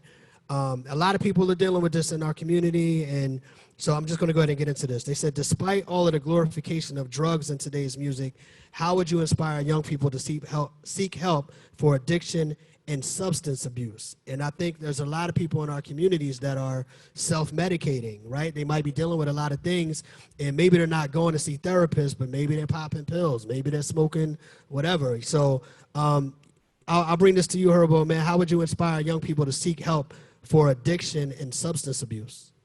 I would always recommend for people to seek any kind of help with they self-medicating, because I've been addicted. I was addicted to lean, Xanax, Percocet pills. I've been doing all that stuff since I was 15, ever since I started to experience trauma and started to lose my friends and, you know, being in the streets. And I always understood that it wasn't really solving. It was just a coping mechanism. It was a way for me to get through the day. That's all it was for me. When I woke up tomorrow, my friends were still dead. I was still in the same environment. I still had to put a gun on my waist and all of these things. And I think it wasn't until I really kind of like just was done with doing drugs. I went to a facility in Phoenix, a detox facility. And that was because really it was my son. It was the love for my son and not wanting to be high and on that, you know, that man altering substance. And my love for him, I was willing to go sacrifice that, you know, and I would tell any, you know what I'm saying, any kid or anybody, it don't matter if they're younger or older, that's just using that man, you know, it's just going to alter your mind for the moment. And even my friends, the people who, you know what I'm saying, who I'm around, who still self-medicate because it's just a coping mechanism for the trauma that you're experiencing. I would just say, really, man, lean towards it. You got to lean towards your problems, lean towards your fears, lean towards everything that you're going through in your life negative, and start to really point the finger at who did I give control of my situation to put me in this space, or what am I doing wrong to end up in this space, or what can I do for myself to just, you know, strive and turn my situation around, because everybody got aspirations to do better. I just think we not putting the actual, you know what I'm saying, time into ourselves and the time to, you know, correct our situation, I feel like, and we just trying to find a way to escape it, run from our situation. Is leaning towards it, because that's what self-medicating is. You running from it. You trying to numb everything that you feeling. And I was once that person, but when I woke up, I was going through the same thing. It wasn't until I really started to make decisions to not want to be in the street, change my environment, lock myself in the studio, save my money, and do all these kind of things to really change my situation. For me, I leaned towards my fears. I leaned towards all the negative stuff that was going on. So that's the advice that I would give. I like that. I want to keep that same question around the room, though. Like, what would you say?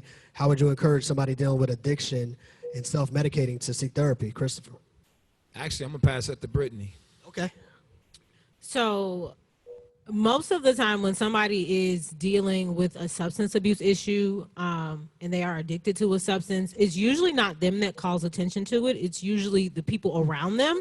An addiction is really only harmful when, you know, it starts to mess with you in a few areas. So socially, financially, occupationally. And so as your use starts to affect other areas of your life, whether that be like how you're performing, how you're interacting, then you start to kind of pick up on clues of like, maybe this is a problem. And one concept that goes along with addiction is called the stages of change. So usually people they start off in a pre-contemplation phase where they may recognize that and people tell me this is an issue, but I don't really think it's an issue and I'm not ready to deal with it. And then they move into contemplation where they start to really understand that like things aren't really going that well and I think that this substance may be a problem.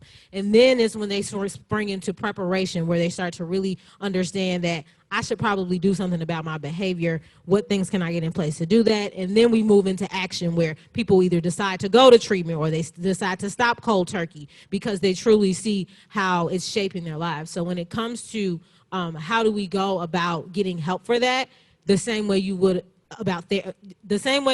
go about getting therapy. Again, it kind of starts with what's available to you, what resources, depending on, like I said, insurance or lack thereof, what is available to you and what situations, because the thing is there needs to be more programs that are dual diagnosis that deal with both mood and deal with substance, because usually a lot of the clients I've dealt with, they'll go someplace because they have a substance issue, but they're not dealing with the mood, which is the trauma and all of the other things that's exacerbating the substance use.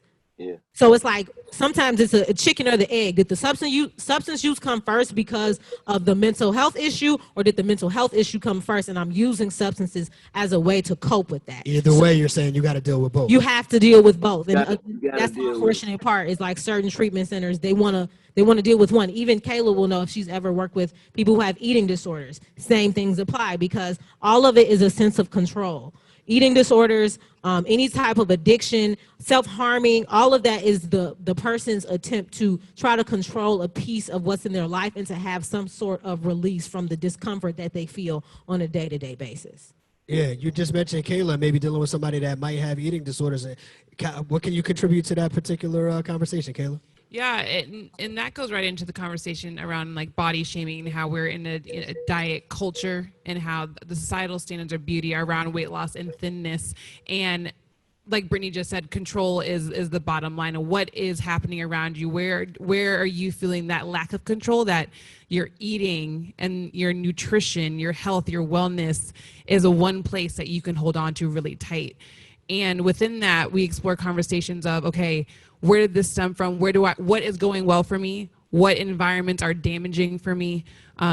What is my perceived feeling of control, worthiness, deservedness, and how to move forward in that?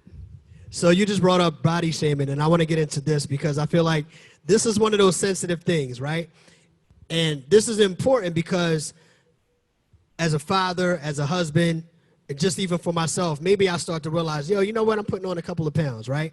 So how can somebody, Kayla, say to their daughter, say to their wife, say to their husband, whoever, it doesn't matter who it is, how can you encourage them to get in shape without body shaming them? Because we do know that when people get body shamed, it can lead to feeling insecure about yourself, and then that could lead down the path of, mental health and things of that nature. So how can you address it? How can you encourage somebody to get in shape without body shaming them?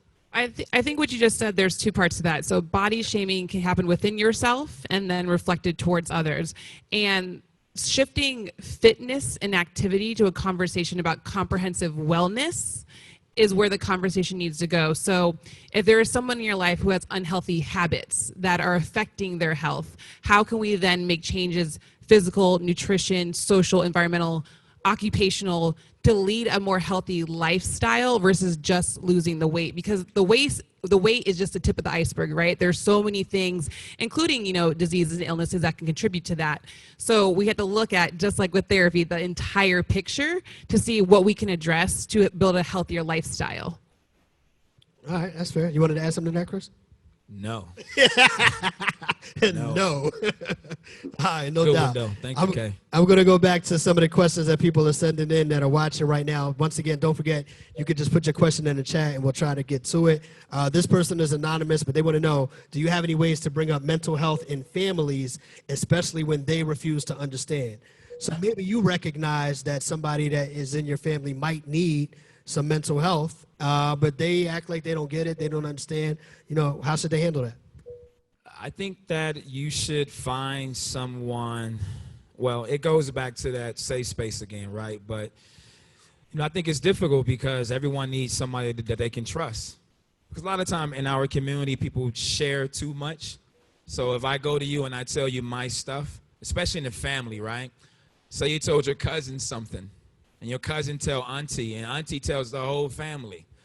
And so it's really important that we, especially in families, right, we need to allow that space for someone to share and to hold. We're not holding well in our families. And so that makes it very difficult for someone in the family to share something very vulnerable and something very painful. And so we tend to go to other people outside of the family. So I think it's about just, if I share it with you, can you hold it? Can you hold on Finding to that it? somebody that's not going to talk about everything you bring to them. No doubt. Herbo, I want to talk to you just for a second, man. I know you got an organization that's helping kind of manage some of the things we're talking about today. Talk a little bit about Swerving Through Stress and that initiative, and what that means and what you're trying to do with it, bro. Swerving Through Stress is a way for me to put resources back into the community, because I know what these kids are going through. Well, I'm not going to say I know hands-on, but I'm just saying I know that these kids are experiencing a lot of trauma. A lot of these kids are going without. And I say all the time, it's only 8 hours in the actual school day. The other 16, some of these kids are living under extreme conditions, super extreme conditions. So swerving through, and we don't talk about it. We don't talk about it in school. We don't ask, how are you doing, or what are you eating at home, and what type of environment are you in at home, or when you walk out of this door in general. So Swerving Through Stress is a way for me to help kids be comfortable with not only, you know what I'm saying, opening up about their situation, but trying to let someone in to actually help, to bring those resources or to bring some type of solution to what they're going through. You know what I'm saying? Because I know I was once that kid. I was taught that you have to have survivor's instinct, that when you leave out the door, out of this house, no matter how much love you do or don't have in the house, it's even worse on the other end of that door. So when you go outside, you're not going to open up to a teacher or to a new person that you know off the street, because you know they'll take advantage, or you've been taught, not even that you know, you've been taught that they will take advantage of you, and that's not always the case. And I want to, you know what I'm saying, turn that around and change that cycle, and actually show these kids that you do have somebody to help, and actually show people on the outside looking in that you never know what a person is going through until you actually get a chance to walk in their shoes, or listen to them. You know what I'm saying? Listen to them. Take the time, 10 minutes, 5 minutes, 30 minutes, an hour, a month, a lifetime, to just listen and help somebody with their situation. You know what I'm saying? Because it's really is something that needs to change, and something that needs to happen. You know, it was originally supposed to be 150 kids, and when I launched the initiative, it was 1,000 people that signed up immediately. You know, so that lets you know that these kids want to seek attention. They want to seek some type of help, but they just don't have the way. They don't have the resources, or they just don't have someone like myself to say, hey, we here to help. You know, not just listen. We actually gonna bring solution to what you're going through. Yeah, no doubt. That's dope. So even with that being said, Swerving Through Stress is the initiative, but I'm assuming that you're incorporating that into the fact that, for those that don't know, you bought your old school building, Overton Elementary School, and you're going to be using that as a community center. Is Swerving Through Stress going to be operating from Overton? Yeah, it's gonna go hand in hand. Now, Swerving Through Stress is gonna be something that we just not stopping here. And actually, Overton, I went to Boucher. I went to Bryn Mawr Boucher Elementary on the east side of Chicago. Overton was just one of the, you know, many schools that was closed down on the south side of Chicago when they did, you know, the wave of all the CPS schools shutting down.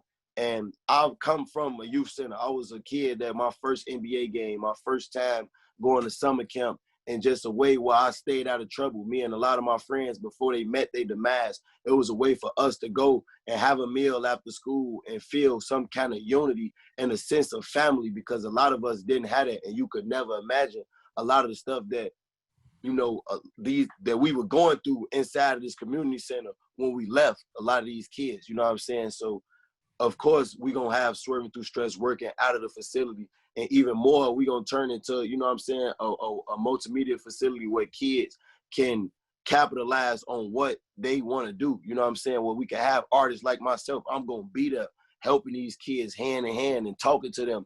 And I'm going to have people who, you know, my friends, my homies who our engineers, my homies who are, you know, the people, the relationships that I have with people who therapists, the relationships who I have with NBA players, anybody that could just bring any type of resources or any motivation or inspiration to these kids to show them, you know, that you could do it too. Because I was once one of them. I come from 79th and Essex. I never imagined me really being here. I had aspirations to be, but I didn't know what it took to get there. I didn't know what decisions I would have to make. I didn't know that I would have to trust somebody else to help me. If it wasn't for me trusting somebody to help me with my situation, I wouldn't be here. So that's what Swerving Through Stress is, trying to grab somebody.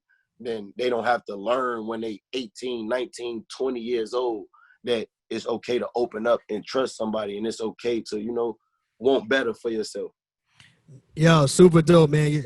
Yo, giving you all your props and applauding you for what you're doing, man. That's big. Yo, we definitely appreciate that, for real, for real.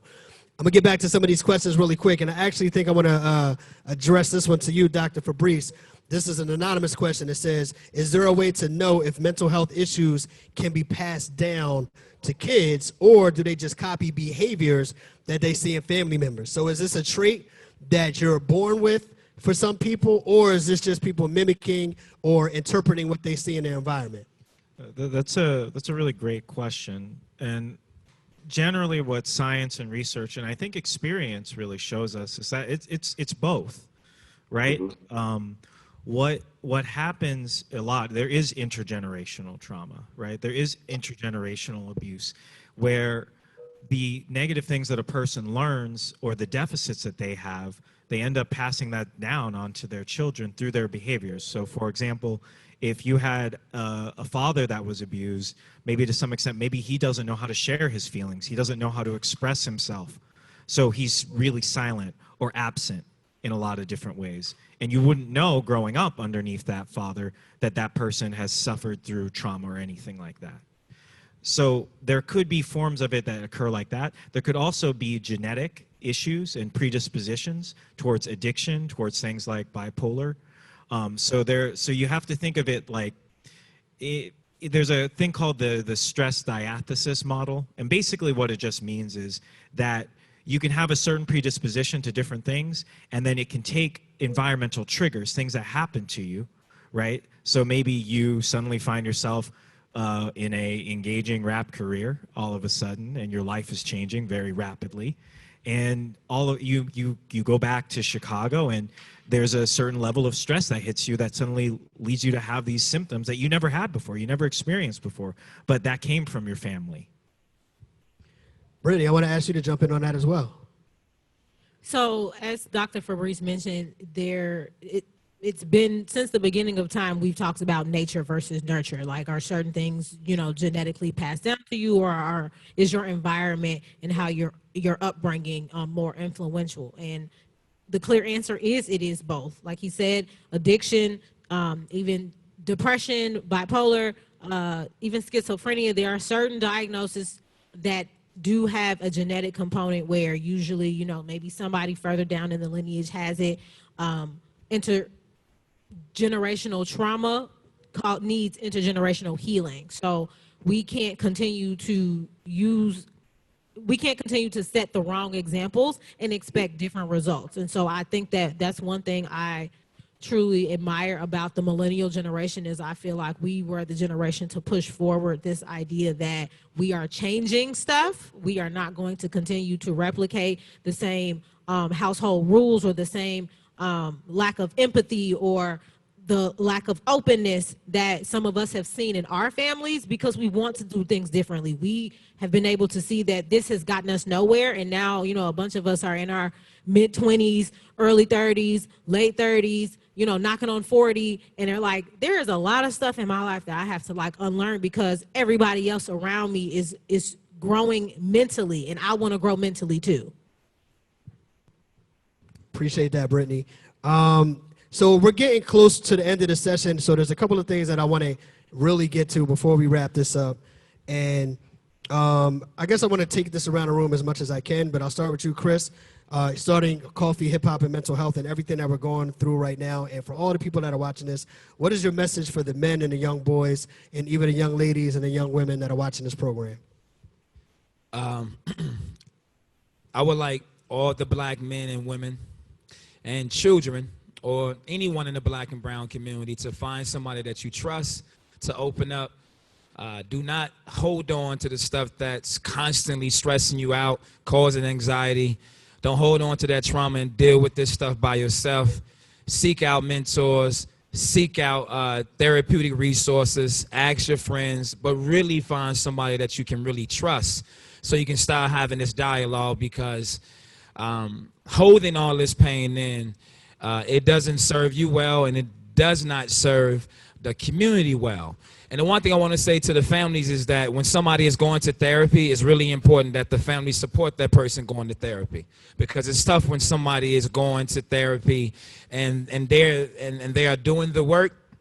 Mainly some of the stuff that caused them to go to therapy may have happened in the family. So it's really important for the family, like, to try to support that person. It's really impactful, right? All right. Doc, what would you say? I would say right now, especially at this time when we're going through so much transition as a country and the world, we have a lot of tendency to be focusing on the end of things, right? The like as if where is this all going, and how is this going to end, and where am I going to end up? And I really just want to say that it's important to think about beginning, and therapy is an opportunity to start a new beginning. In many ways, a therapeutic relationship might be the only time where a person gets to parent themselves through different experiences. For the first time, you get to go slow and try to approach yourself with rest, with healing, with mindfulness, things that maybe you didn't grow up with, things you didn't have. And that beginning, it matters. It matters because when you start a new beginning for yourself, just like Chris mentioned, as you liberate yourself, you give permission to liberate other people. So it's important to just focus on where can I start today, and how can I move that right now? Okay. Brittany, what is your message for the young men and boys watching this, and young ladies and young women? To touch briefly on what Chris said, people go to therapy to deal with the people in their lives who don't go to therapy or refuse to go to therapy. So one thing we want to remember is that we all have to be a source of support for one another. We can't, a big thing on Instagram and social media is like checking on the strong friend. We all have to be better at providing, support and comfort for any person, not just the people we perceive to necessarily be the strongest. And so that means that they're keeping the most in. But as far as like the black community, I really just want us to get to a place where we are just having these conversations and we're not afraid to talk about it. We're not afraid to acknowledge that there are things that we're going through. Like right now is a very unsure time where a lot of my clients and people in general are experiencing like a lot of anxiety or a lot of conflict within themselves of like having great things going on for them this year while so much tragedy and grief we've been seeing throughout the year. And so again, I just encourage people to open up, do what you can, and really worry about what you can control, because so much of our stress comes from trying to move pieces where we don't have any control. And as we start to lay the small bricks of what we can control, then we have a house full of things that, we can be proud of because we know that we directly affected that. Understood. Kayla? So many great things have already been said. I would just add to everyone, just a reminder, it's okay not to be okay. And I know that is a phrase that's been very common, especially around mental health and shared, especially this year. But knowing you're okay to feel how you feel and experience life the way you experience, but a reminder that there are support systems and you are not alone. And therapy is a great place to get curious, to start that new relationship, and to just be kind and gentle with yourself. And of course, last but not least, my brother G Herbo. Oh yeah, man.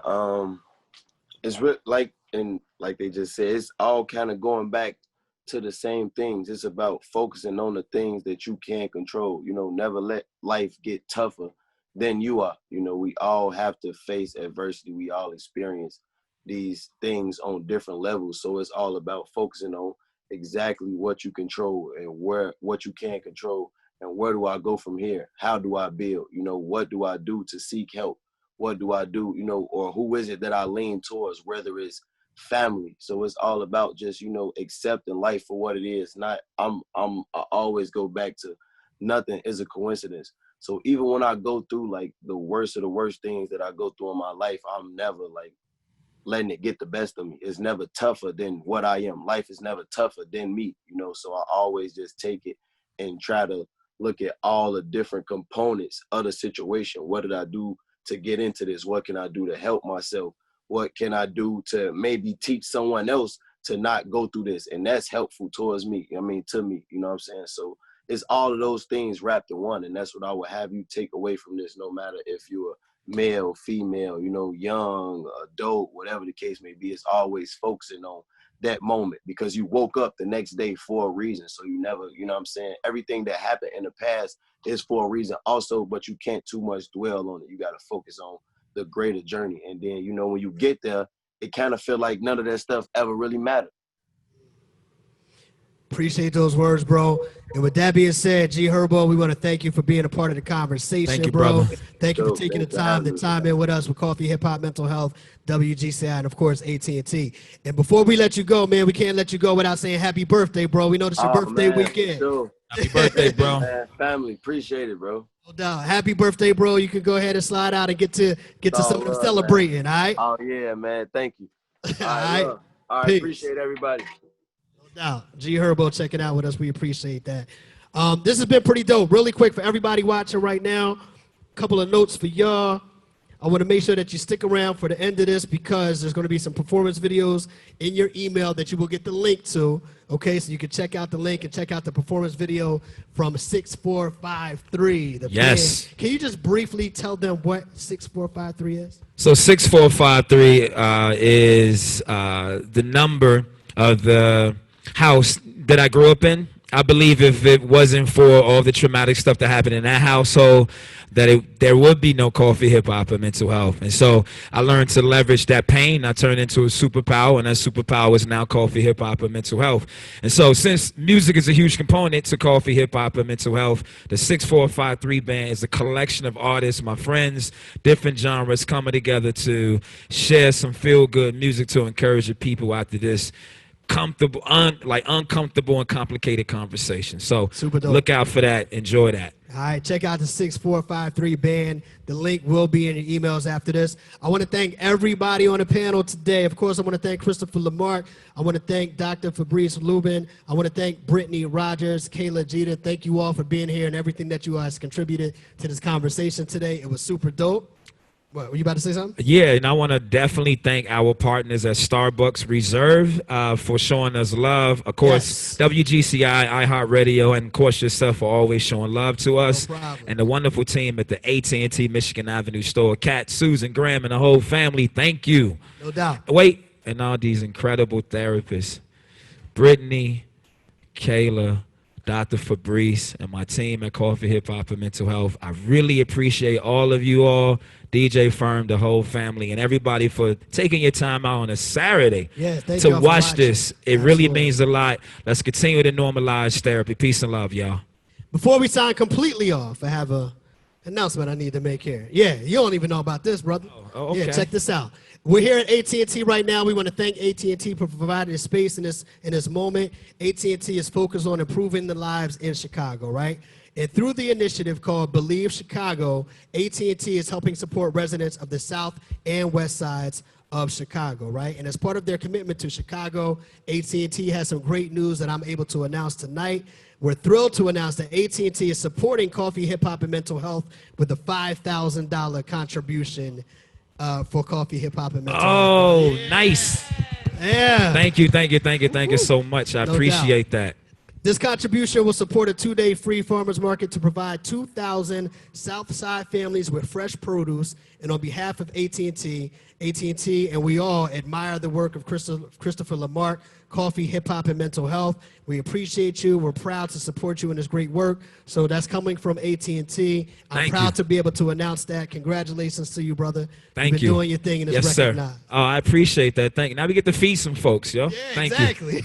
Exactly. Keep doing what you're doing, man. You're impacting the world right now. Yes, sir. Thanks, Thank Kyle. you to Starbucks. Thank you to WGCI. Thank you to AT&T, Coffee, Hip Hop, and Mental Health, 6453, the band. The link will be on your email in just a second. My name is Kyle Santillian from WGCI. Thank you all for being a part of this. Have a good night.